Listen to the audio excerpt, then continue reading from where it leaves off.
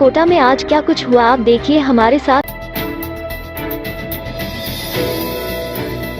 कोटा के MBS hospital में कई दिमागी जटिल बीमारियों के इलाज अब संभव होने लगे हैं। यहां गंभीर दिमागी बीमारियों का इलाज और ऑपरेशन होने से मरीजों को काफी राहत मिल रही है। बूंदी निवासी एक बारिश का हाल ही में न्यूरो सर्जरी विभाग ने दिमाग का ऑपरेशन का ट्यूमर निकाला।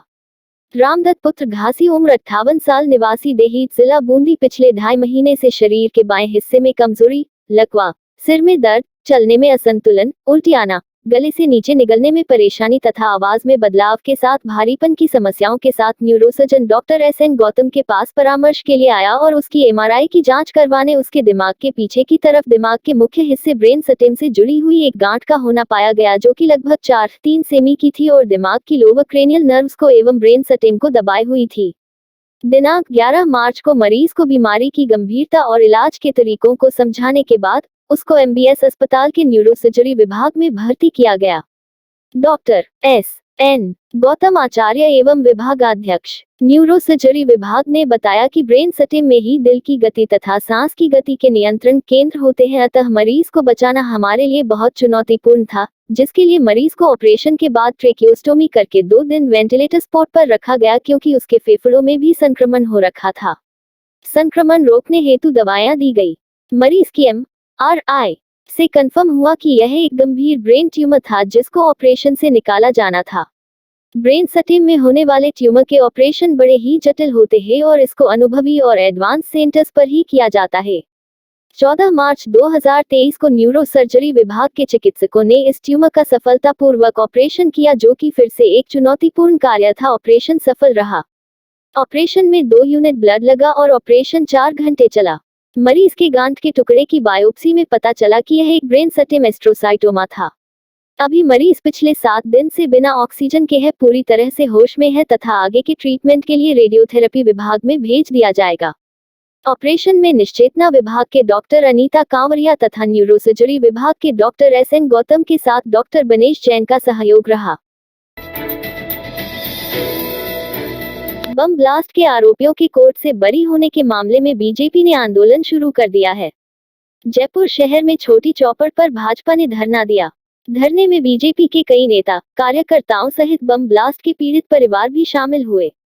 धरना को संबोधित करते हुए भाजपा नेताओं ने कांग्रेस सरकार की तुष्टीकरण की नीति के खिलाफ हमला बोलते हुए कहा कि कमजोर पैरवी, नाकामियों की वजह से बम ब्लास्ट करने वाले आरोपी बरी हो गए। बम ब्लास्ट 71 लोगों की मौत हुई थी। सरकार तुष्टीकरण व संवेदनशील मामलों में वोट बैंक की राजनीति करती है।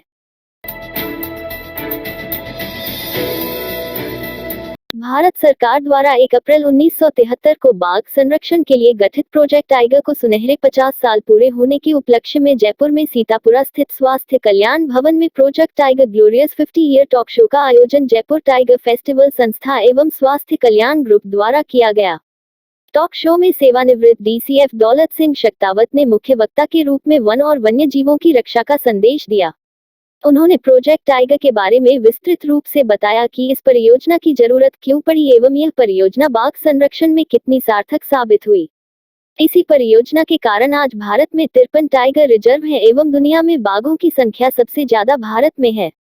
शक्तावत ने बाघों के रहन सहन, आचरण, जंगल एवं पर्यावरण संरक्षण में उनकी महती भूमिका के बारे में भी उपस्थित जन समुदाय को बताया। झोटवाड़ा थाना पुलिस ने कार्रवाई करते हुए एक मोबाइल चोर को गिरफ्तार किया है। मोबाइल छीनने वाले आरोपी आदिल खान को गिरफ्तार किया है। पुलिस ने आरोपी से चोरी के 7 मोबाइल बरामद किए हैं।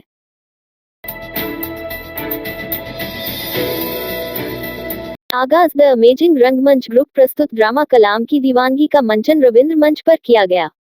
ड्रामे का लेखन फिरोज मिर्जा, निर्देशन डॉक्टर बुलबुल नायक द्वारा किया गया है, जो अभिनय के साथ साथ निर्देशन भी कर रही है। ड्रामे में सभी धर्मों को भाईचारे का संदेश दिया है। कलाम साहब की जीवनी, बचपन की सुनहरी यादें, कलाम साहब की स्कूली शिक्षा, परमाणु परीक्षण, देश को बनाया ताकतवर, देश में एकता का संदेश, कलाम साहब की ईमानदारी आदि उपलब्धियों को ड्रामे के माध्यम से दर्शाया गया है।